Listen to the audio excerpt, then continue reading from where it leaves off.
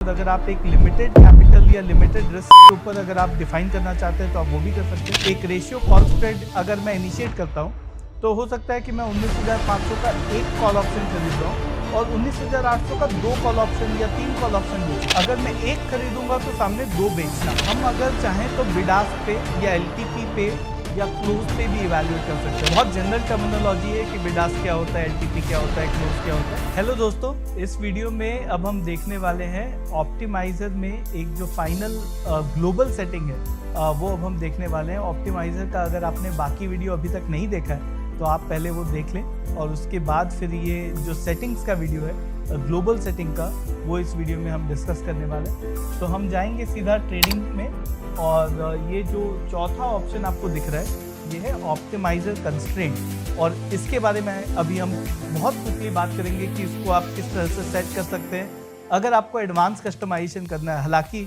अगर आप बिगनर हो तो जो भी डिफ़ॉल्ट है उसके साथ आप जा सकते हैं, आपको बहुत ज़्यादा सेटिंग चेंज करने की ज़रूरत नहीं पड़ेगी। लेकिन अगर आपको फिर भी कस्टमाइजेशन चाहिए तो आप इस तरह से सेटिंग्स को चेंज कर सकते हैं।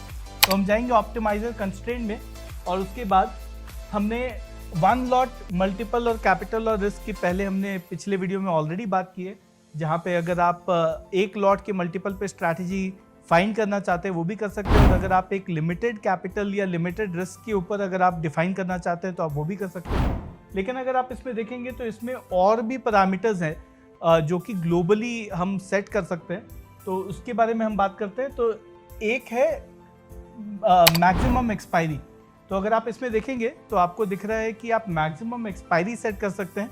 तो जब हम स्ट्रैटेजी खोजते हैं या जब ये टूल स्ट्रैटेजी खोजता है उस टाइम पे हमने बाय डिफ़ॉल्ट मैक्सिमम 1 एक्सपायरी दिया हुआ है। तो 0 का मतलब होता है कि अगर इमीडिएट कोई स्ट्रैटेजी है जो कि नेक्स्ट एक्सपायरी में इमीडिएट जो एक्सपायरी है अगर उसमें जाकर के हमें डिप्लॉय करना है तो हम वो 0 एक्सपायरी बोलते हैं उसको। 1 का मतलब एक एक्सपायरी आगे तक हम जा सकते हैं।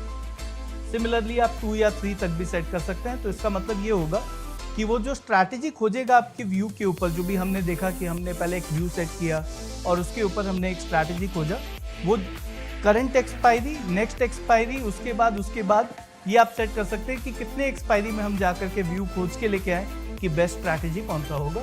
तो बाय डिफ़ॉल्ट 1 है, लेकिन अगर आप चाहें तो इसको 2, 3 या 0 पे भी सेट कर सकते हैं। मिनिमम रिटर्न ऑन इन्वेस्टमेंट ये एक पैरामीटर डाला हुआ है। तो बहुत सारे ऐसे स्ट्रैटेजी होंगे जहाँ पे बहुत ज़्यादा ROI अच्छा नहीं है, तो उसको अगर आप एलिमिनेट करना चाहते हो तो बाय डिफ़ॉल्ट यहाँ पर दिया हुआ है कि 10% का मिनिमम रिटर्न ऑन इन्वेस्टमेंट होना चाहिए।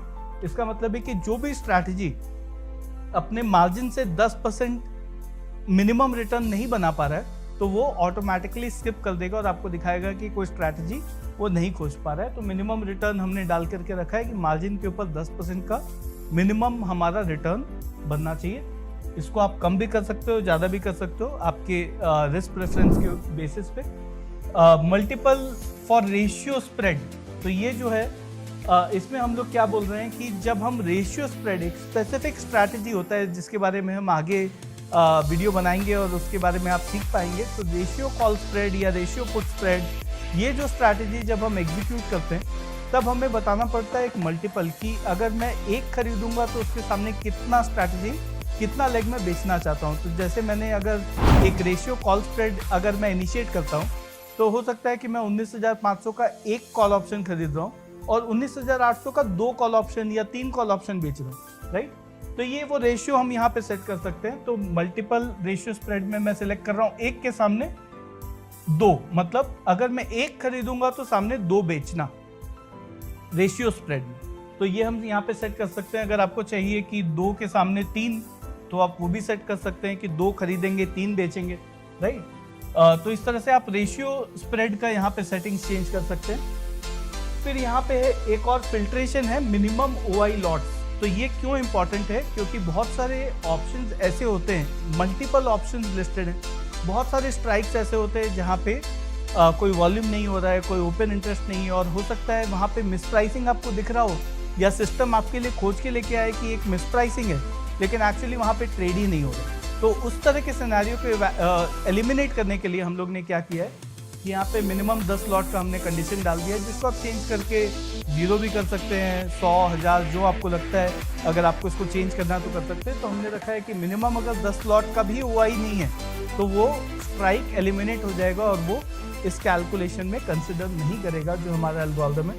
फिर हमने ऑप्टिमल रिस्क रिवॉर्ड के बारे में पिछले वीडियो में बात की है तो मैं ये स्किप करूंगा और हम बात करेंगे डेटा की।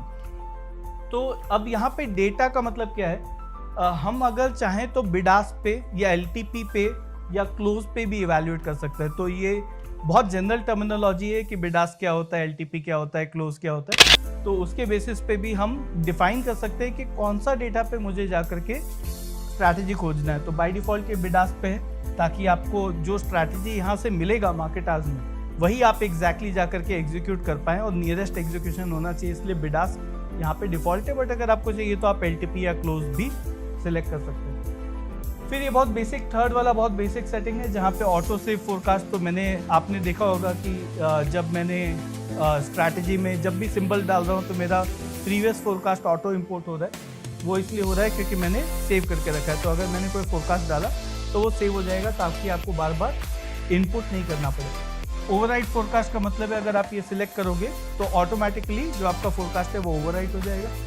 ऑटो इंपोर्ट का मतलब है जब भी आप वो सिंबल डालोगे आपका जो फोरकास्ट था वो ऑटो इंपोर्ट हो जाएगा। और आउटपुट के बारे में हमने ऑलरेडी बात की है पिछले वीडियो में कि मैक्सिमम लेग स्ट्रैटेजी का आप सिलेक्ट कर सकते हो कि आपको 1 लेग का स्ट्रैटेजी चाहिए, 2 लेग का चाहिए ज़्यादा से ज़्यादा, और आपको आउटपुट मतलब कितना स्ट्रैटेजी आपको आउटपुट में चाहिए। तो ये बेसिक था सेटिंग्स, जो एक ग्लोबल सेटिंग है जो कि आप सेट कर सकते हो, जिसकी बहुत ज़्यादा आपको ज़रूरत नहीं है। जो बाय डिफ़ॉल्ट है उसको आप एज इट इज़ रहने दे सकते हैं, लेकिन फिर भी अगर आपको कुछ लगता है कि कुछ आपको ट्वीक करना है ग्लोबल सेटिंग के अंदर तो वो फैसिलिटी आपके पास है, आप जा करके उसको ट्वीक कर सकते हैं। तो अगर आपको इसको प्रॉपरली यूज़ करना है तो मैं उम्मीद करता हूँ कि आपने पहले के सारे वीडियोज़ देखे, उसके बाद आप इसको आकर के देखें ताकि आप समझ पाएँ कि हम लोग किस कंटेक्स्ट में बात कर रहे हैं। और अगर आपने अभी तक कॉन्सेप्ट नहीं डाउनलोड किया है तो तीनों ही प्लेटफॉर्म पे कॉन्सेप्ट अवेलेबल है, iOS, एंड्रॉयड एंड वेब। तो लिंक जो है वो डिस्क्रिप्शन बॉक्स में है, आप वहाँ पे जा करके एप्लीकेशन को डाउनलोड कर सकते हैं। Thank you.